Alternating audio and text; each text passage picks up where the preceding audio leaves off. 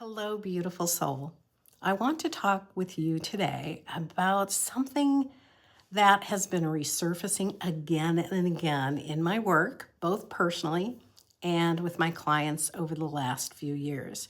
And that is the idea of living from a state of grace. Now, grace can sound abstract, but what I've come to understand is that grace is actually very grounded. It's something that we can embody. And it also points to how we can move through and experience everyday life, even during times of great global change. And as leaders, we need to prioritize our coherence.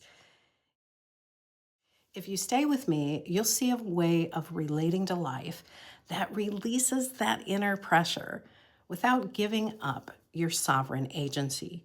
It opens the door to a more grounded, sustainable form of momentum. Plus, I'll also share 3 common myths about grace and ease so you can recognize them for what they really are if they show up in your life. So let's explore. One of the realizations that's been deeply liberating for me and for many of my clients is this: ease is momentum without resistance. I want to say that again because it challenges a lot of our conditioning.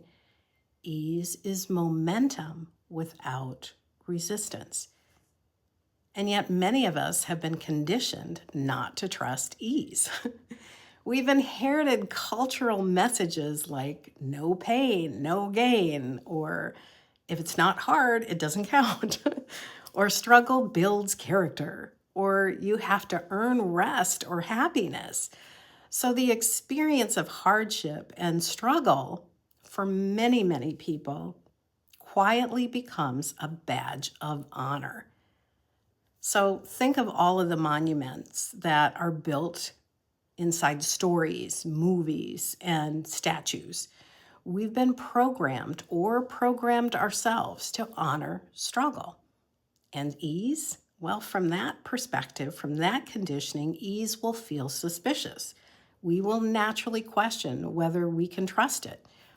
So when an easy way shows up, we often override it without even realizing it. We push past it. We add resistance where none was ever required, which makes it very hard to trust grace. Because if grace includes ease, and we don't trust ease, then grace can feel undeserved, it can feel unsafe, or even irresponsible. This brings me to something that came through many years ago, long before I had language for it. I once wrote, "Life meant loving intelligence fully expressed." At the time, I didn't fully understand what that meant. What I see now is this: grace is what we experience when we stop resisting that intelligence, that loving intelligence, and we allow ourselves to live in relationship with it. Not submission, not giving up, but in relationship. And this is where a few myths are worth questioning. I'll share these so you can see how they show up and how they can affect you if you just accept them as true. Let's look at myth number 1.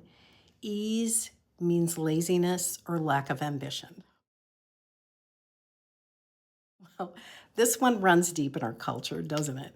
We've been taught that struggle is noble, that effort proves your worth, that ease must be earned after exhaustion. It's based on the assumption that anything worthwhile requires hard work, that if you're worthwhile, you have to work hard, that if we want to create something of value or create momentum, that requires hard work. So we've made ease mean lazy. And the underlying assumption is that we can't be productive or valuable if something is easy. So here's something that I invite you to hear. Ease is not the absence of movement. Ease is momentum without resistance.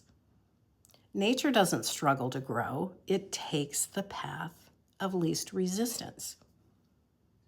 Intelligent systems move efficiently when they are not fighting themselves. So the question isn't, am I doing enough or do I need to do more?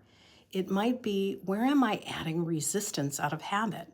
Is this necessary or is there an easier, more enjoyable way? Let's look at myth number 2. You must control life in order to be the creator of your reality.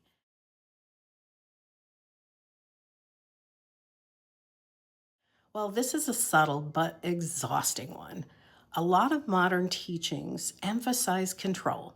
So, control your thoughts, control your emotions, control outcomes.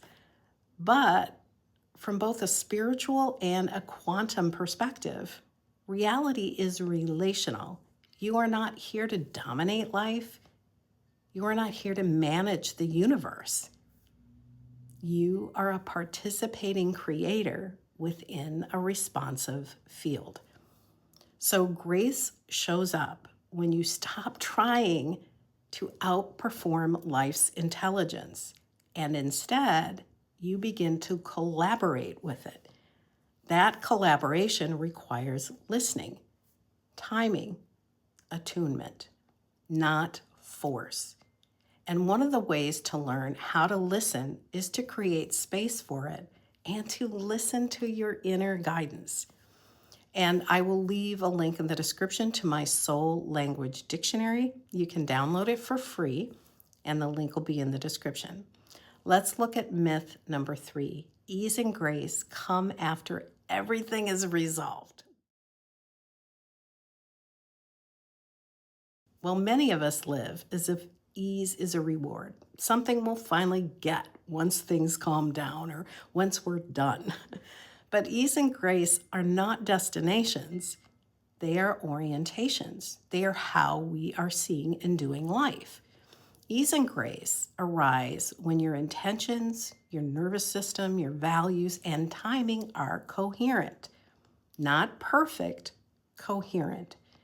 In other words, those systems are working together in a clear, orderly way. When this coherence is present, life doesn't need to be pushed and you don't feel the need to control all the details. Life responds in an understandable, coherent way. If you joined me on last Thursday's subscriber call, you've already begun to explore this, not as an idea or a concept, but as a felt experience. So let this video add another layer, another way of holding the experience that we explored together. And if this is new to you, I invite you to contemplate what it might mean for you to have more ease and grace in your life. What might become possible? And if you're not a member of my email subscriber community, I'll leave a link to subscribe in the description box below. I'll close with something to gently sit with this week. What if grace isn't something you earn, but something you allow when you no longer resist the loving intelligence that's already moving through you and your life? Grace isn't about giving up your creative power. It's about choosing to live in a coherent relationship with how you are uniquely called to express life. And that changes everything. Thank you for watching, and I will see you in the next video. Bye for now.